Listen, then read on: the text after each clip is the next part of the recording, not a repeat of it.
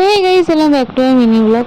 তো সকাল সকাল ঘুম থেকে উঠে এখন আমি চা খেয়ে নিচ্ছিলাম। আমার গাছ থেকে একটা আম পড়েছিল, তো খুব ভালো লাগছিল দেখতে ওটাকে। তারপরে কেটে খেয়েছিলাম। তারপরে আমার একটা অর্ডারের চুড়িদার ছিল, তো ওটাই করে নিচ্ছিলাম তাড়াতাড়ি করে, কেন আজকেই দিতে হবে। তারপরে নিজের একটা ব্লাউজ কাটছিলাম, কেন আজকের এই ব্লাউজটা পরে আমি এক জায়গায় যাবো।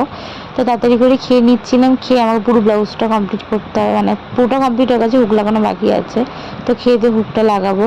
আর বেরোনোর কথা আমাদের 4:30, প্রায় এখন 3:30 মতো বাজে। এখন আমি হুক লাগাতে বসেছি, তাড়াতাড়ি করে এটা কমপ্লিট করে রেডি হব। তো রেডি হয়ে আমি বেরিয়ে পড়েছি। আর কেমন লাগছে আমাকে জানিও। আমার তো খুব ভালো লাগছিলো, মানে একটু সাউথ ইন্ডিয়ান লুকটা আমার ওপর।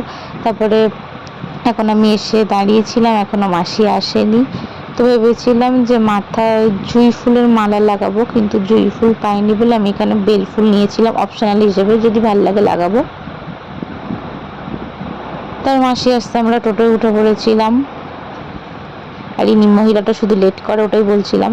তারপরে আমরা চলে এসেছিলাম আজকে রামগোপাল মঞ্চতে। আজকে এখানে একটা প্রোগ্রাম অ্যাটেন্ড করার ছিল, মানে এই গ্রুপটার আমরা নাচের ড্রেস বানাই, তা ওই জন্য আমাদেরকে ইনভাইট করেছিল।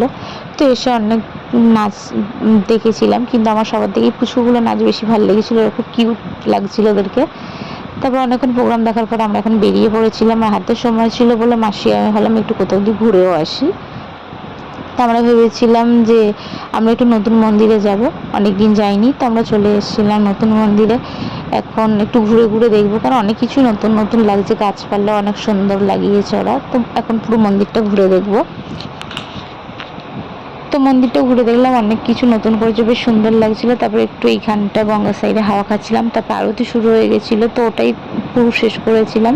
তো এখন আমরা একটু ফটো ভিডিও করছিলাম। আর আজকে জানি না কেন আমার নিজেকে খুব ভালো লাগছিলো। তারপরে আমরা এখানে অটোর লাইনে দাঁড়িয়েছিলাম, প্রায় অনেকক্ষণ দিয়ে আমরা অটোর লাইনে দাঁড়িয়েছিলাম। শালকিয়াতে অনেকক্ষণ দাঁড়াতে হয়। তারপরে আমরা নেমে এখানে একটু ফুচকা খেয়ে নিচ্ছিলাম। আর এখানে ফুচকাটা আমি আগের দিনও খেয়ে গেছিলাম, আমার খুব পছন্দ হয়েছিল বলে আজকের আমি ফুচকা খেয়েছি ওখানের। তারপরে বাড়িতে আসছিলাম।